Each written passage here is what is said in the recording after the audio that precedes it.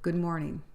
I'm Mary Beth Savatek, your lifestyle change guru and the developer of the Energy Model of Therapeutic Change program. This morning, I'd like to have a little talk about intuition. We're going to talk about 4 things.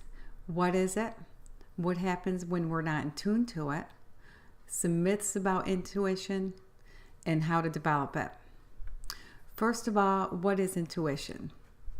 Intuition is our God-given birthright that was instilled in us at birth.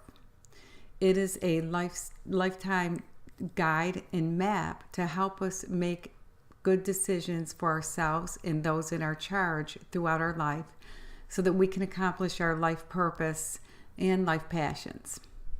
It is also a tool to get us through life. Just as we wouldn't go on a hike and set out in the desert in flip-flops and Starbucks coffee, would we?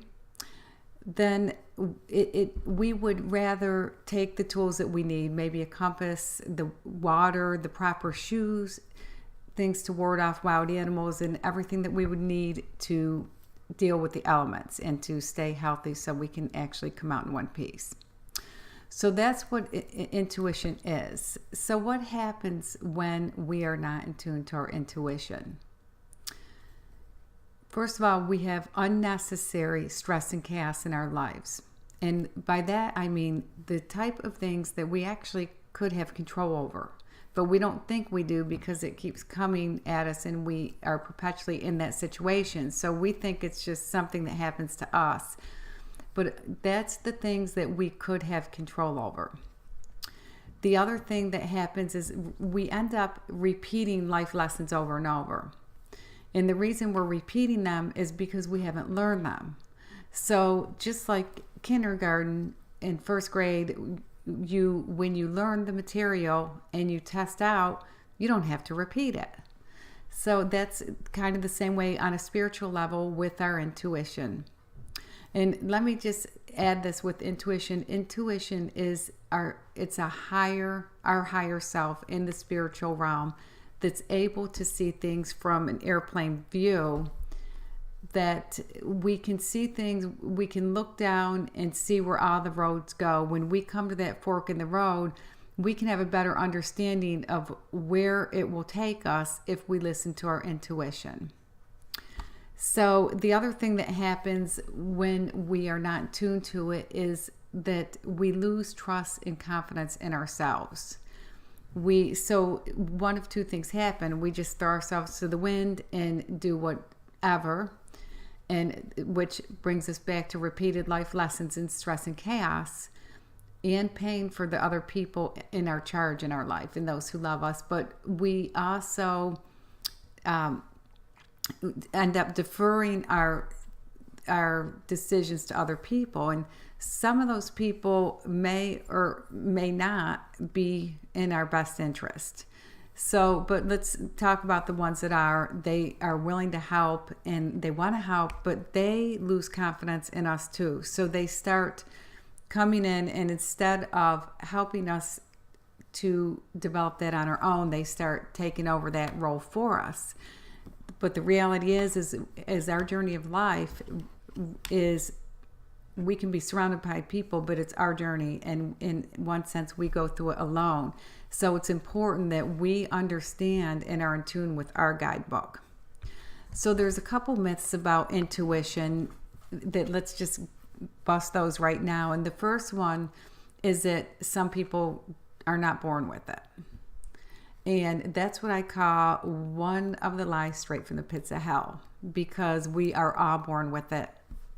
The next myth is that some people have more than others.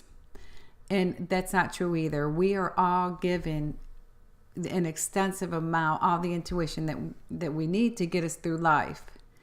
It's just that some people are in an environment that theirs can be developed quicker, or perhaps sometimes we get into roles with friends, family, siblings, where people want to override our decisions or question that. And so we end up questioning ourselves and deferring that out.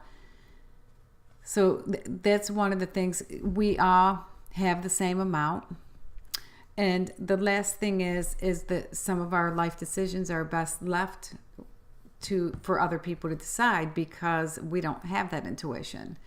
And that's another lie straight from the pits of hell. We do have it, and sometimes we do need to defer that to other people until we develop it. But our goal should always be to develop that intuition. And if we're helping somebody who struggles with that, then our goal should help to empower them to develop it and trust themselves, because we're not always going to be there to make that decision for them or to tell them what to do. So when someone comes in for therapy, my role is not to give them all this advice and tell them what to do. It's to say, okay, so how, let's look at this. Tell me what you think, and have them look at the options. But one little secret tidbit bonus about intuition is it's never going to lead you to the garbage dump. It's not going to lead you to the manure pile. And we'll get to that in just a second. So how do you develop your intuition? My recommendation is, especially if you're one that really struggles, is to get yourself into a state of relaxation. And you may be in so much stress and turmoil that you can only deal with one thing at a time. Or maybe you have a lot of little loose ends that just aren't panning out. You're going through the same life lessons. So I would say take 1 to 3 things in priority of what is stressing you out the most, what is causing chaos, and ask yourself to show you what is contributing to that. Look at the past, what's coming into that path to bring about those trials for you. And then ask yourself who or what needs to be eliminated, and what direction should I go? What opportunity should I take advantage of? Or what path or what person should I avoid? Because a lot of times our issues start when we hear that voice, but we ignore it and say, no, I'm going to go that way. So we want to make sure that we're looking at that. And I suggest writing it down. Write down what your mind tells you and look at the past. And your intuition, again, I said it'll never bring it to the manure pile. It will never say, you can change that alcoholic, that raging alcoholic. You're the answer to him, or that abuser. He won't abuse you. Your kids and you, him being in a father role, that'll open his eyes. Or, that married lady over there or married guy over there, they're the right one for you. It's never going to bring you to something that is going to leave a trail of stress and chaos and anger. And our intuition is looking for our best self. It's looking to bring us to our soul purpose. So if you're getting ready to make a decision and it's about something that is not going to be in the best interest of you and your kids, something that you will be able to control, because when we let the wrong people in our lives or the wrong things, we don't have any control of that.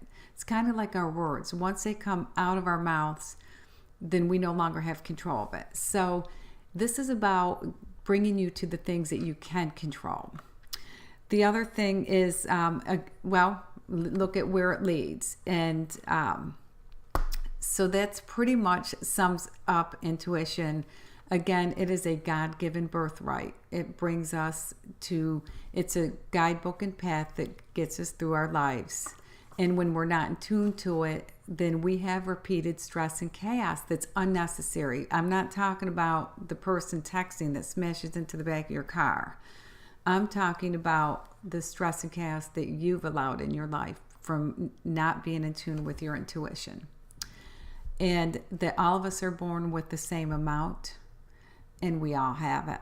And that it's key, our goal should be to develop it, never to defer to someone else or to encourage someone to long-term defer to other people for their decisions. And last, when we develop it, you will see, as you develop your intuition, you see that the life lessons, it's kind of like going through kindergarten, they no longer repeat themselves. So you end up making kind of like streamlining things, and it's a faster track to health and wellness. So I hope that clears up any questions that you have, and if you're working on your intuition, or you know someone that is, or if you just want to change your life on a holistic way, check out my website at theenergymodelofchange.com.